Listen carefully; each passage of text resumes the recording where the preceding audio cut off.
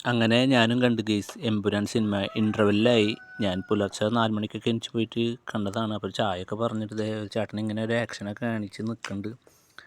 അങ്ങനെ ഒരു ചായയൊക്കെ മേടിച്ചിട്ട് ഞാൻ കുടിക്കാനിരിക്കുകയാണ്. അങ്ങനെ കുടിച്ചിട്ട് വേണം അടുത്ത സെക്കൻഡ് ഹാഫ് കാണാൻ വേണ്ടിയിട്ട്. ആ പ്രതീക്ഷയോടെയാണ് ഞാൻ ഈ ചായ കുടിച്ച് തീർക്ക്. കാശ് പോയിന്ന് വെച്ചാൽ ഇത് കാണാനുള്ള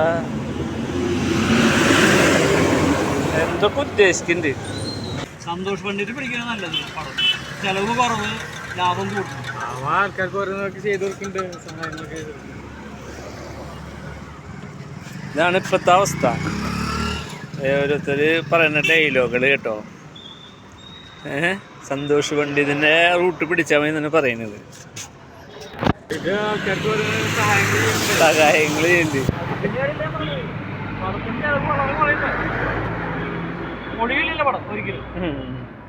5 ലക്ഷം രൂപ അല്ലേ 1-2 തിയേറ്ററിൽ ഓടിയാൽ തന്നെ കാശായി. തിയേറ്ററിൽ പറഞ്ഞാൽ